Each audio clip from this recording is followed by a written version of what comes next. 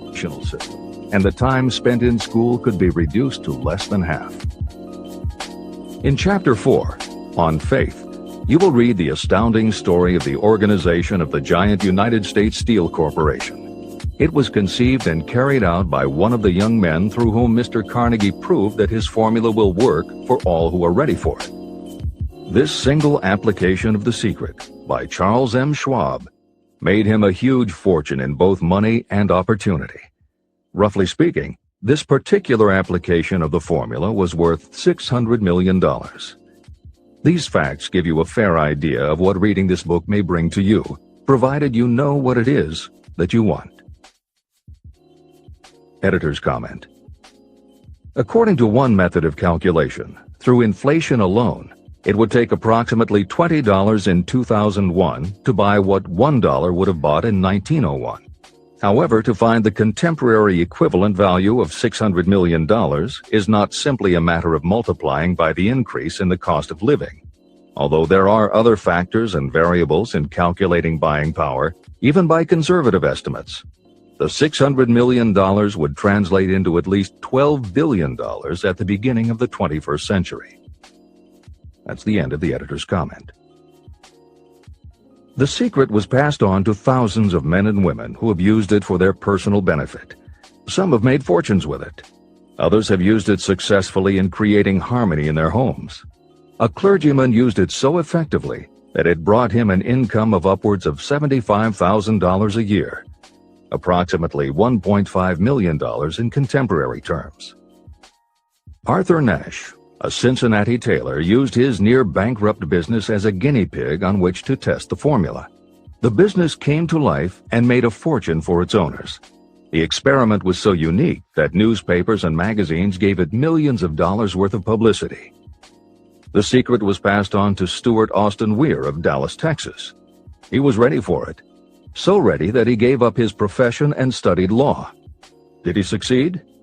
You'll read the answer in Chapter 6, Specialized Knowledge. While I was the advertising manager of the LaSalle Extension University, I had the privilege of seeing J.G. Chaplin, president of the university, use the formula so effectively that he made LaSalle one of the great extension schools of this country. The secret is mentioned no fewer than 100 times throughout this book. It has not been directly named, for it seems to work more successfully when it is merely left in sight, where those who are ready and searching for it may pick it up.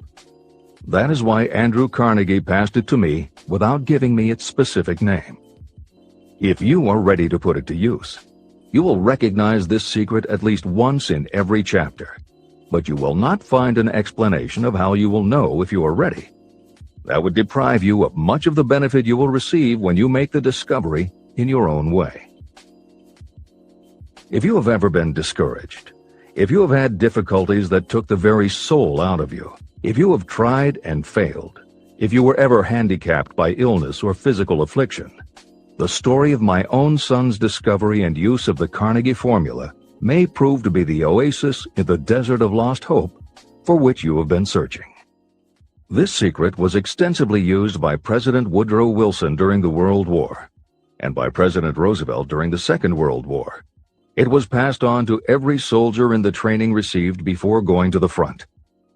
President Wilson told me it was a powerful factor in raising the funds needed for the war.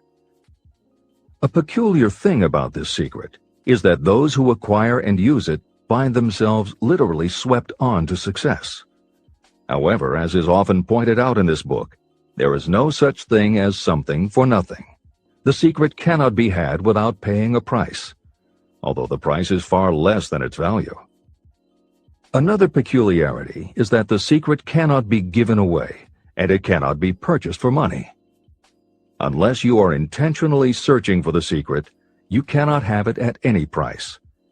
That is because the secret comes in two parts, and in order for you to get it, one of those parts must already be in your possession. The secret will work for anyone who is ready for it. Education has nothing to do with it. Long before I was born, the secret had found its way into the possession of Thomas A. Edison, and he used it so intelligently that he became the world's leading inventor, although he had only 3 months of schooling. The secret was passed on to Edwin C. Barnes, a business associate of Mr. Edison's. He used it so effectively that he accumulated a great fortune and retired from active business while still a young man. You will find his story at the beginning of the next chapter. It should convince you that riches are not beyond your reach, and that no matter where you are in life, you can still be what you wish to be. Money, fame, recognition, and happiness can be had by you if you are ready and determined to have these blessings. How do I know these things? You should have the answer before you finish this book. You may find it in the very first chapter or on the last page. While I was doing the research that I had undertaken at Andrew Carnegie's request, I analyzed hundreds of well-known men. Many of them attributed the accumulation of their vast fortunes to the Carnegie secret. Among these men were Henry Ford. Founder of the Ford Automobile Company, Ford started with no money and little education, yet became one of the most successful self-made businessmen in American history. William Wrigley, Jr., a traveling salesman who found that his customers liked the chewing gum he gave away as a premium better than the goods he sold, so he started his own company. John Wanamaker. Known as the Merchant Prince, he created the world's first department store and was hailed for his innovations in marketing, customer service, and employee benefits. James J. Hill. Known as the Empire Builder, he built the transcontinental Great Northern Railway, encouraged homesteading in the West, then established shipping routes linking America to Asia. George S. Parker. A school teacher who grew tired of fixing his students' pens, he created a new design, founded the Parker Pen Company, and turned a simple idea into a fortune. E. M. Statler. The son of a poor pastor, he started as a bellboy and worked his way up until he was able to start his own chain of Statler hotels, famous for their luxury and service with a smile. Henry L. Doherty. Started at age 12 as an office boy for Columbia Gas, he went on to acquire 53 utilities companies and patented 140 innovations for natural gas and oil production. Cyrus H.K. Curtis.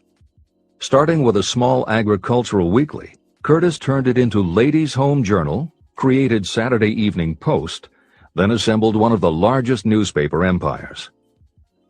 George Eastman. Inventor and founder of the Eastman Kodak Company, he created many of the innovations that popularized photography and transformed the motion picture industry. Charles M. Schwab. The right-hand man of Andrew Carnegie, he was president of Carnegie Steel Company, brokered the deal that formed U.S. Steel, and went on to found Bethlehem Steel. Theodore Roosevelt. 26th President of the United States from 1901 to 1909. John W. Davis. A lawyer and political leader, Davis was Solicitor General under President Woodrow Wilson and later appointed Ambassador to Great Britain. Elbert Hubbard. Philosopher, publisher of the Fra magazine, and founder of the Roy Crofters Artists Colony, Hubbard was also the author of many bestsellers including A Message to Garcia. Wilbur Wright. A bicycle shop owner who, with his brother Orville, became the first Americans to fly heavier-than-air aircraft and pioneered the aviation industry. William Jennings Bryan. Newspaper publisher, presidential nominee, Secretary of State under President William McKinley, but perhaps best known as the lawyer who defended creationism at the Scopes monkey trial. Dr. David Starr Jordan. Educator, scientist, author of over 50 books, he was the nation's youngest university president at Indiana University and became the first president of Stanford University. J. Ogden Armour. Inherited his family's meatpacking business, turned it into a conglomerate with more than 3,000 products, was an owner of the Chicago Cubs, and a director of National City Bank and American International Corporation. Arthur Brisbane. A crusading journalist and syndicated columnist, Brisbane was sought after by every major news organization and was the most read and highest-paid editorial writer of his day. Dr. Frank Gunsalis. A Chicago preacher who delivered such a powerful sermon, Philip D. Armour, gave him $1 million to start the Armour Institute of Technology, of which he became president. Daniel Willard. President of the B&O Railroad for more than 30 years, he was honored by having the city of Willard, Ohio, named for him. King Gillette. A traveling salesman and born tinkerer, Gillette was trying to shave on a moving train when he came up with the idea of the safety razor, which became the foundation of a corporate giant. Ralph A. Weeks. President of International Correspondence Schools, Weeks helped finance Napoleon Hill's Intrawall Institute, established to educate and rehabilitate prison inmates. Judge Daniel T. Wright. Instructor at Georgetown Law School, where Napoleon Hill was studying when Bob Taylor's magazine gave him the assignment to write a profile of Andrew Carnegie. John D. Rockefeller. With $1,000 in savings plus another $1,000 borrowed from his father, he started a kerosene company which he grew into the giant Standard Oil and one of the world's greatest fortunes. Thomas A. Edison. Inventor and entrepreneur, he perfected the electric light bulb, the phonograph, the motion picture camera, and owned the rights to more than 1,000 patented inventions. Frank A. Vanderlip. A poor boy who became a journalist, social reformer, and self-made millionaire, he was president of the National City Bank, now Citibank, and Assistant Secretary of the Treasury. F. W. Woolworth. A clerk in a general store, he pioneered the idea of fixed-price selling and self-service and forever changed retail selling with a chain of Woolworth 5 and 10 cent stores. Colonel Robert A. Dollar. Starting with a small schooner bought to haul lumber down the West Coast, he built the Dollar Steamship Company, the largest fleet of luxury liners sailing under the U.S. flag. Edward A. Filene. Founder of the Boston-based stores, he devised revolutionary methods of distribution and merchandising and became famous for the first bargain basement department. Edwin C. Barnes. The only man Thomas Edison ever had as a partner, Barnes took Edison's failing dictaphone and sold it so successfully it became a fixture in offices and made him a multimillionaire. Arthur Nash. A Cincinnati tailor who used his bankrupt business as a guinea pig for the Carnegie Secret and was so successful the newspapers made him famous as Golden Rule Nash. Clarence Darrow. Famed as a lawyer, public speaker, and defender of the underdog, Darrow is best known as the lawyer who defended teaching the theory of evolution at the Scopes monkey trial. Woodrow Wilson. 28th President of the United States of America from 1913 to 1921. William Howard Taft. 27th President of the United States of America from 1909 to 1913. Luther Burbank. World-renowned horticulturalist who introduced over 800 varieties of new plants in his effort to improve the quality of plants and thereby increase the world's food supply. Edward W. Bok. Although he had only 6 years schooling, by the age of 20 he was editor of Ladies' Home Journal, which he helped to build into the world's most widely circulated magazine. Frank A. Munsey. A telegraph operator who quit to launch Argosy magazine, then parlayed his fortune into a newspaper empire that included the Washington Times and the New York Herald. Elbert H. Gary. Chairman of U.S. Steel, at the time the largest corporation in the world, Gary spearheaded the construction of its first major project, the Gary Works Steel Plant, and the city of Gary, Indiana. Dr. Alexander Graham Bell. Best known as the inventor of the telephone, Bell also perfected recording devices, advances in aircraft, and was a co-founder of the National Geographic Society. John H. Patterson. President of National Cash Register, Patterson was known as an advertising visionary and a genius at motivating his sales force, which made NCR the leader in its field. Julius Rosenwald. A small manufacturer who foresaw the future of mail order, he bought 25% of Sears Roebuck & Company, and together with Richard Sears built it into an icon of American business. Stuart Austin Weir, a construction engineer Hill met in the Texas oil fields who, inspired by the Carnegie Secret, went to law school after age 40 and also helped publish Napoleon Hill's magazine.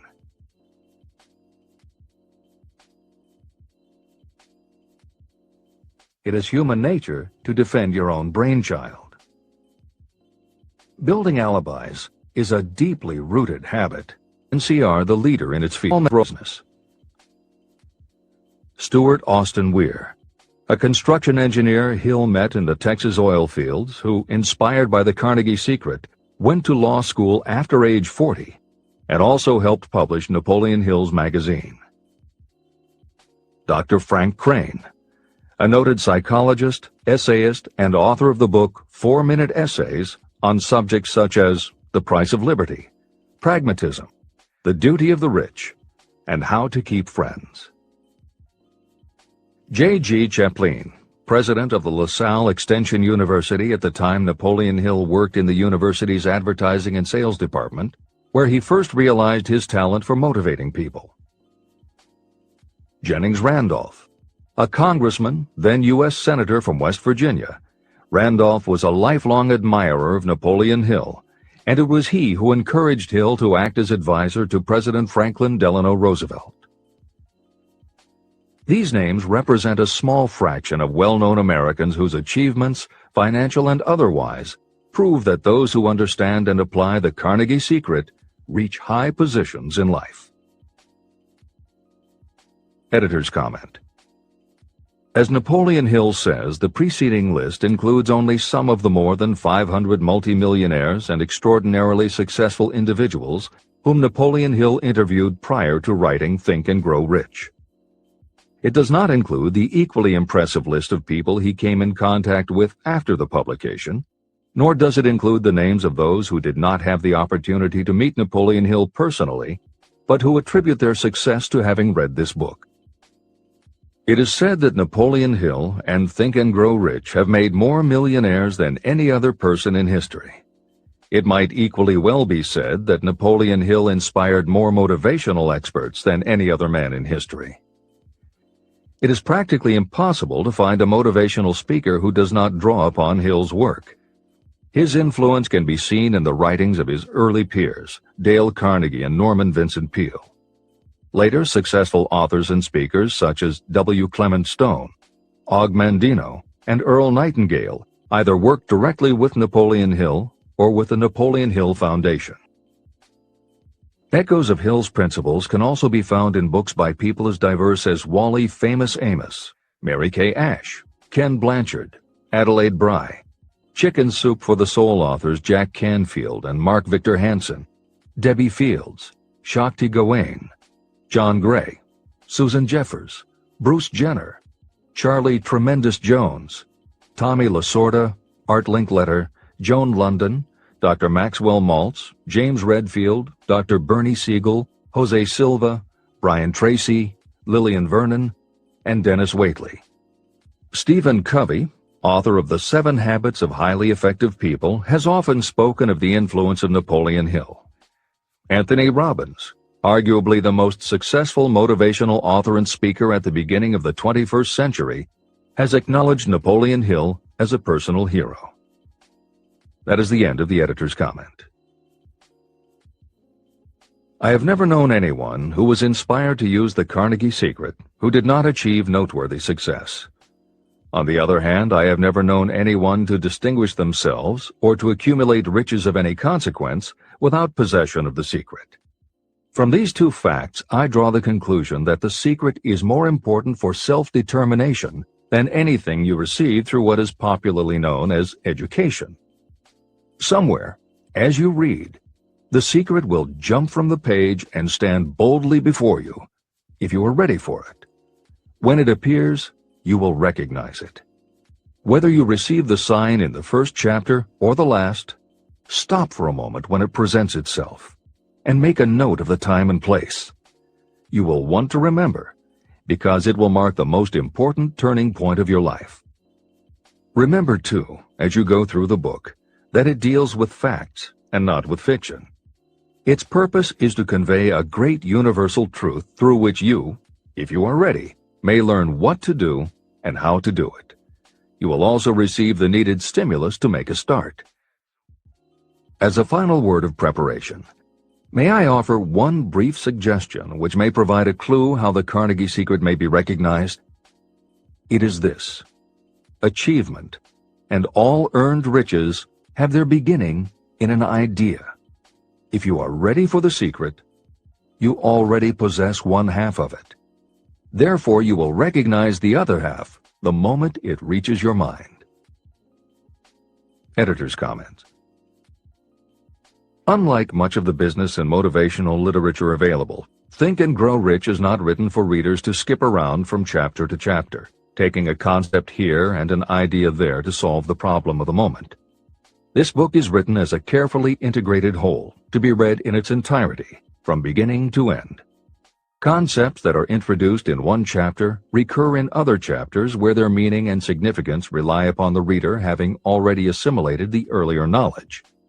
The chapters are designed to build upon one another in such a way that every word is to be read, every idea is to be considered, and every concept is to be understood and absorbed.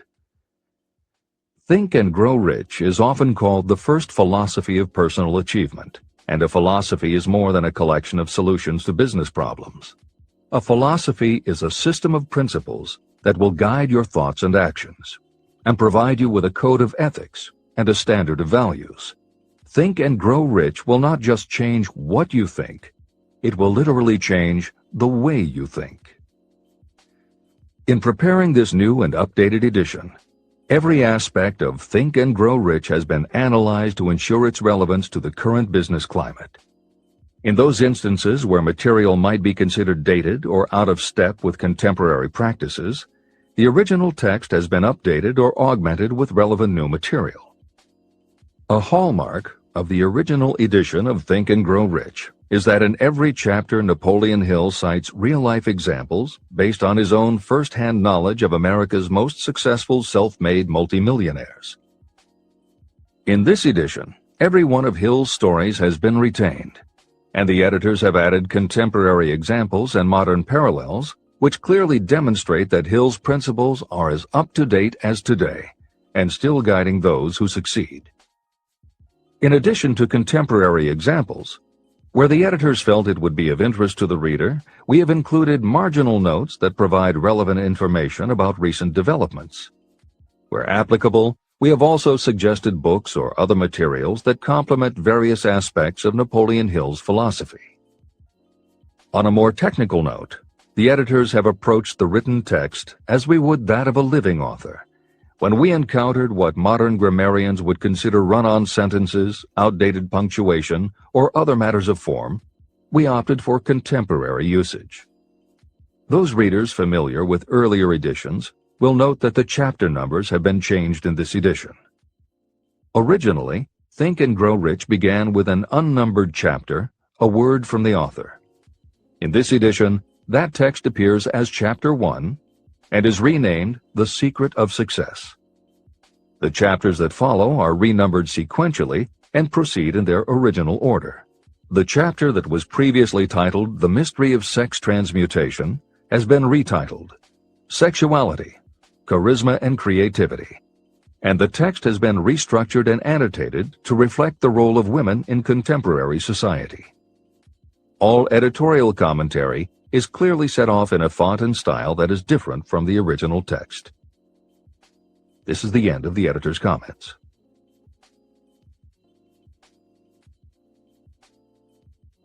Both poverty and riches are the offspring of thought. Chapter 2. Thoughts are things. The man who thought his way into partnership with Thomas A. Edison. Truly, thoughts are things, and powerful things, when they are mixed with definiteness of purpose, persistence, and a burning desire for their translation into riches or other material objects. Some years ago, Edwin C. Barnes discovered how true it is that you really can think and grow rich. His discovery did not come about at one sitting. It came little by little, beginning with a burning desire to become a business associate of the great Thomas Edison. One of the chief characteristics of Barnes' desire was that it was definite. He wanted to work with Edison, not for him. Pay close attention to the story of how he turned his desire into reality, and you'll have a better understanding of the principles that lead to riches. When this desire, or this thought, first flashed into his mind, he was in no position to act upon it. Two problems stood in his way. He did not know Mr. Edison, and he did not have enough money to buy a train ticket to West Orange, New Jersey, where the famed Edison Laboratory was located. These problems would have discouraged the majority of people from making any attempt to carry out the desire. But his was no ordinary desire. The Inventor and the Tramp. Edwin C. Barnes presented himself at Mr. Edison's laboratory and announced that he had come to go into business with the inventor. Years later, in speaking about that first meeting, Mr. Edison said about Barnes, "He stood there before me looking like an ordinary tramp, but there was something in the expression of his face which conveyed the impression that he was determined to get what he had come after. I had learned from years of experience with men that when a man really desires a thing so deeply that he is willing to stake his entire future on a single turn of the wheel in order to get it, he is sure to win. I gave him the opportunity he asked for, because I saw he had made up his mind to stand by until he succeeded. Subsequent events proved that no mistake was made." It could not have been the young man's appearance that got him his start in the Edison office. That was definitely against him. It was what he thought that counted. Barnes did not get his partnership with Edison on his first interview. What he did get was a chance to work in the Edison offices at a very nominal wage. Months went by. Nothing happened to bring nearer the goal that Barnes had set as his definite major purpose. But something important was happening in Barnes' mind. He was constantly intensifying his desire to become the business associate of Edison. Psychologists have correctly said, when one is truly ready for a thing, it puts in its appearance. Barnes was ready for a business association with Edison, and he was determined to remain ready until he got what he was seeking. He did not say to himself, well, what's the use? I guess I'll change my mind and try for a salesman's job. But he did say, I came here to go into business with Edison, and I'll accomplish my goal if it takes the remainder of my life. He meant it. What a different story people would tell if only they would adopt a definite purpose and stand by that purpose until it had time to become an all-consuming obsession. Maybe young Barnes did not know it at the time, but his bulldog determination and his persistence in focusing on a single desire was destined to mow down all opposition and bring him the opportunity he was seeking. When the opportunity came, it appeared in a different form and from a different direction than Barnes had expected. That is one of the tricks of opportunity.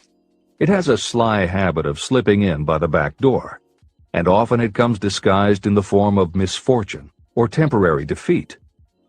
Perhaps this is why so many people fail to recognize opportunity. Mr. Edison had just perfected a new device, known at that time as the Edison dictating machine. His salesmen were not enthusiastic about the machine. They did not believe it could be sold without great effort. Barnes saw his opportunity. It had crawled in quietly, hidden in a queer-looking machine that interested no one but Barnes and the inventor. Barnes knew he could sell the Edison dictating machine, and he told Edison so. Edison decided to give him his chance. And Barnes did sell the machine.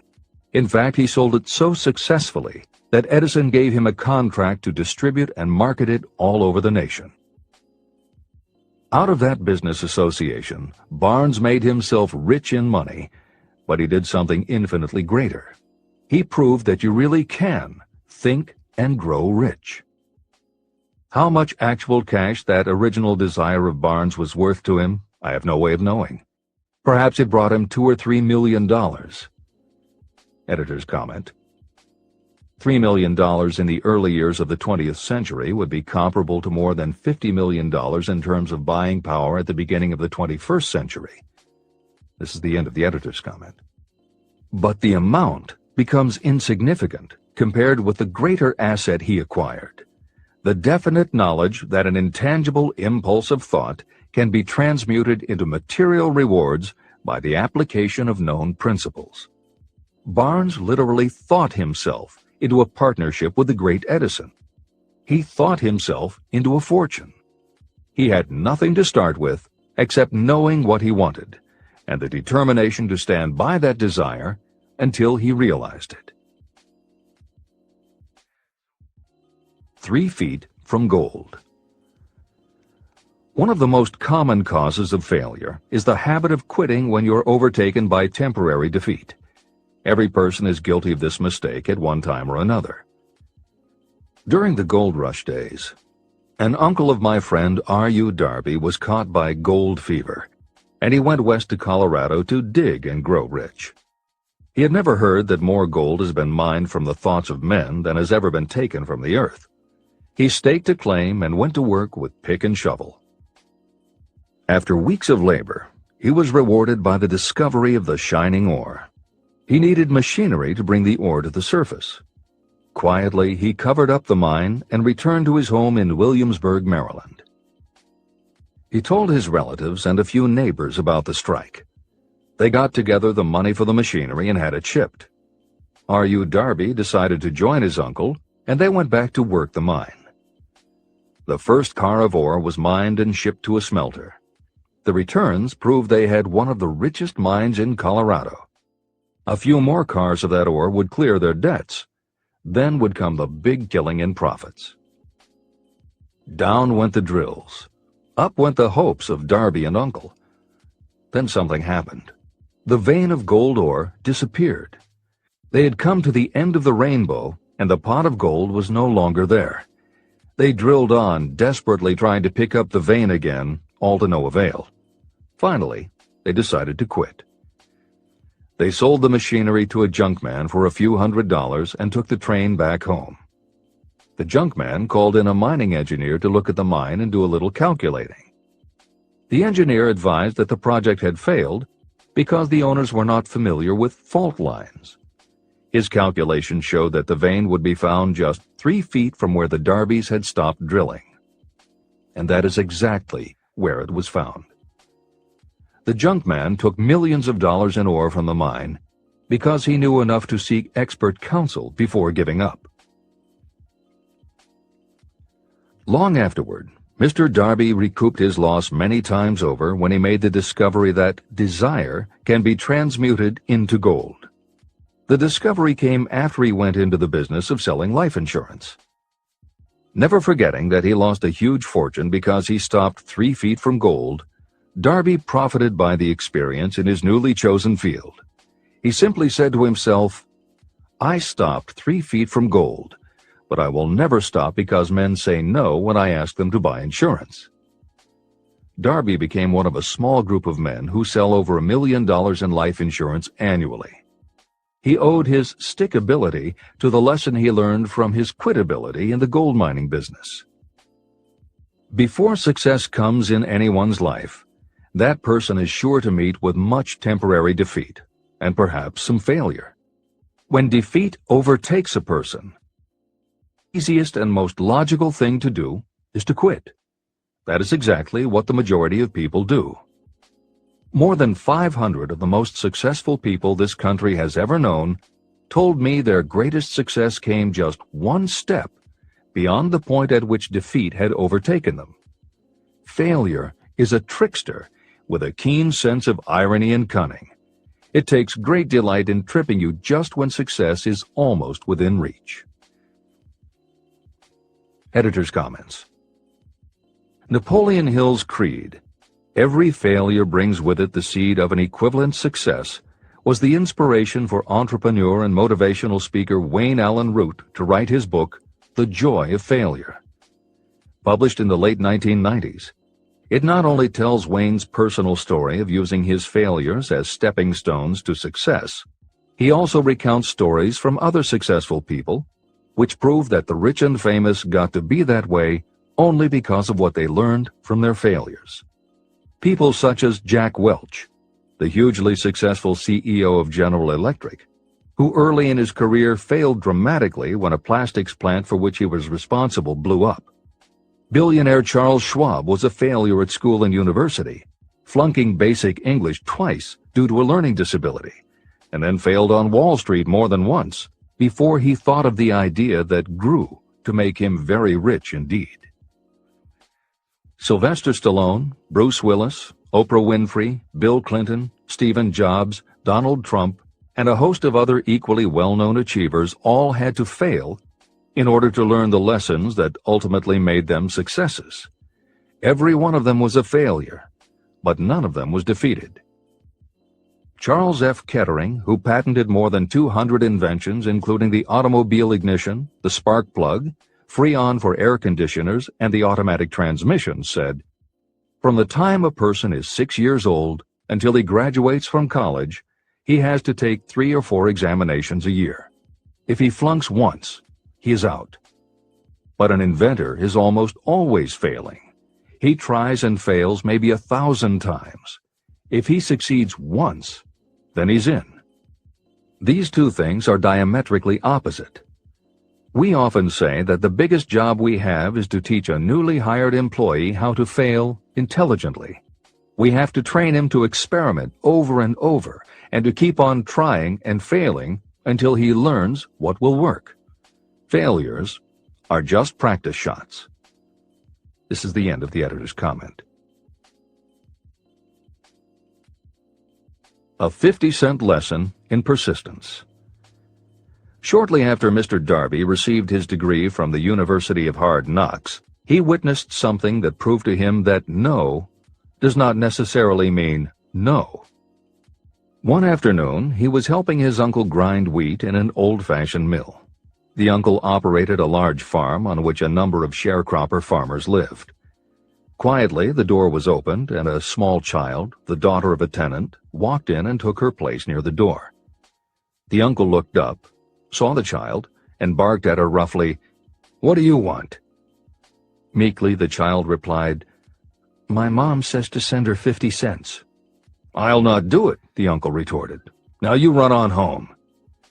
But she did not move. The uncle went ahead with his work, not noticing that she did not leave. When he looked up again and saw her still standing there, he said, "I told you to go on home. Now go, or I'll take a switch to you." But she did not budge. The uncle dropped a sack of grain he was about to pour into the mill hopper and started toward the child. Darby held his breath. He knew his uncle had a fierce temper. When the uncle reached the spot where the child was standing, she quickly stepped forward one step, looked up into his eyes, and screamed at the top of her voice, "My mom's got to have that 50 cents!" The uncle stopped, looked at her for a minute, put his hand in his pocket, took out $50, and gave it to her. The child took the money and slowly backed toward the door, never taking her eyes off the man whom she had just conquered. After she had gone, the uncle sat down on a box and looked out the window into space for more than 10 minutes. He was pondering, with awe, over the whipping he had just taken. Mr. Darby, too, was doing some thinking. This was the first time in all his experience that he had seen a child deliberately master an adult. How did she do it? What happened to his uncle that caused him to lose his fierceness and become as docile as a lamb?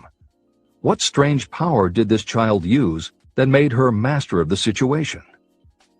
These questions flashed into Darby's mind, but he did not find the answer until years later